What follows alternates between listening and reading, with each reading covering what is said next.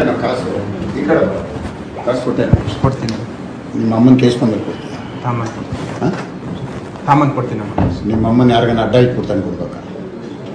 ಅಥವಾ ನೀನು ನನ್ನ ಮನೆಯವ್ರಿಗೆ ಬೇರೆ ಬೇರೆಯವ್ರು ಮಲಗಿಸ್ತೀಯಲ್ಲೋ, ನನಗೆ ಮಲಗಿಸೋ. ತಾಮನ್ ಕೊಡ್ತೀನಿ. ಅಲ್ಲೋ ಬೇರೆ ಬೇರೆಯವ್ರಿಗೆ ಮಲಗಿಸ್ತೀಯ? ಹಾಂ, ತಾಮನ್ ಕೊಡ್ತೀನಿ.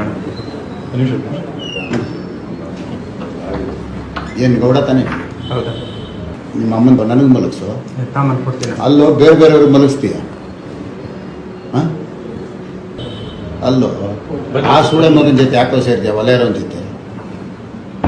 ಹಾಂ, ಒಬ್ಬ ಗೌಡ ಆಗಿ ಆ ಒಲೆಯರೋನಿಗೆ ಯಾಕೋ ಸಾಕ್ತೀಯ? ಲವಡಕ್ಕೆ ಬಲ್ ಸೂಳೆ ಮಗನೇ, ನಾನು 5 ವರ್ಷ MLA ಕಣೋ. ಅವನಮ್ಮ ನಾವು ಏನು ಶಾಟ್ ಹಾರ್ಕೊಂತಾನೋ. ಅಲಾಮ್ಕೋರ್ ನನ್ನ ಮಗನೇ, ನಿನ್ನ ಅಮ್ಮ ನೀನು ಹೆಂಗಿಲ್ದಂಗೆ ಮಾಡಕ್ಕೆ ಕೊಡ್ತೀನಲ್ಲೋ. ಬಿಡ್ತೀನಿ ನಾವು ನೀನು ಅಷ್ಟು ಸುಲಭವಾಗಿ. ಇದಲ್ಲಿದ್ರೆ ಇಂಥದ್ದು 100ರಲ್ಲಿ ನಿನ್ನ ಕತೆ ಮುಗಿಸ್ತೀನಿ ಕಣೋ. ಅವನಮ್ಮನ ಒಲೆಯರ್ ಸೂಳೆ ಮಗನ ಕೈಲಿ ಏನಾಗುತ್ತೋ.